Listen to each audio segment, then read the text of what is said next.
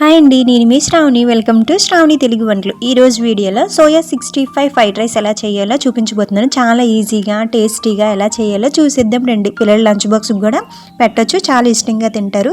దీనికోసం ముందుగా ఒక బౌల్లోకి 1 గ్లాసున్నర బాస్మతి రైస్ని అయితే తీసుకొని నీళ్ళు వేసి శుభ్రంగా కడిగి నీళ్ళు వంపేసి ఉడకడానికి సరిపడా నీళ్ళు వేసుకొని పక్కనైతే పెట్టుకోవాలి.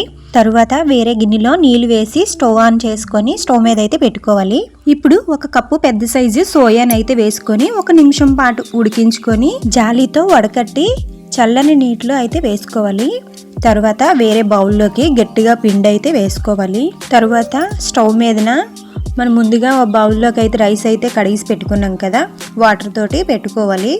తర్వాత 1 టేబుల్ స్పూన్ వరకు ఆయిల్ అయితే వేసుకొని 99% వరకు కుక్ అవ్వాలి రైస్ అనేది ఉడికిన తర్వాత జాలీతో ఇలా వడకట్టుకొని వేరే బౌల్లోకి అయితే తీసి పక్కన పెట్టుకోవాలి. తర్వాత సోయాలోకి తగినంత కారం, కొద్దిగా ధనియాల పొడి, కొద్దిగా అల్లం వెల్లుల్లి పేస్ట్, తగినంత సాల్ట్ కూడా వేసుకొని 1 స్పూన్ మైదా, 2 టేబుల్ స్పూన్ వరకు కార్న్ ఫ్లోర్ అనేది వేసుకొని కొద్దిగా ఫుడ్ కలర్ కూడా వేసుకొని ముందైతే బాగా కలుపుకోవాలి.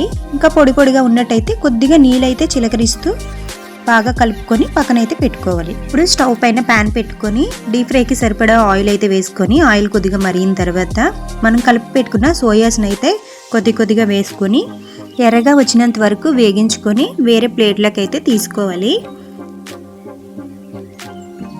ఇప్పుడు వేరే ప్యాన్ పెట్టుకొని 2 లేదా 3 టేబుల్ స్పూన్ వరకు ఆయిల్ అయితే వేసుకొని ఆయిల్ బాగా మరిగిన తర్వాత సన్నగా పొడవుగా కట్ చేసుకున్న ఆనియన్స్ అయితే వేసుకోవాలి.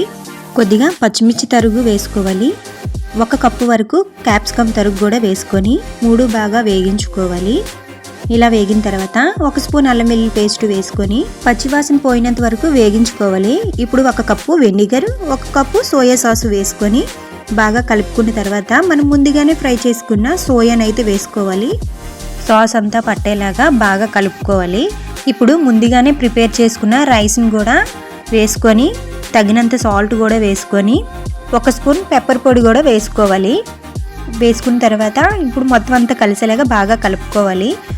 ఇందులో కారం కానీ గరం మసాలా కానీ వేయవసరం లేదు, స్పైసీగా కావాలంటే వేసుకోవచ్చు.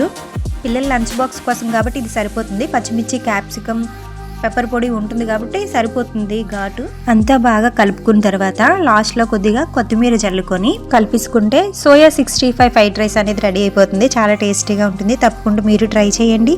సో నా వీడియో మీకు నచ్చినట్లయితే లైక్ చేయండి, షేర్ చేయండి, సబ్స్క్రైబ్ చేసుకోవడం మాత్రం మర్చిపోకండి. మళ్ళీ నెక్స్ట్ వీడియోలో కలుద్దాం. అంతవరకు టాటా, బాయ్ బాయ్.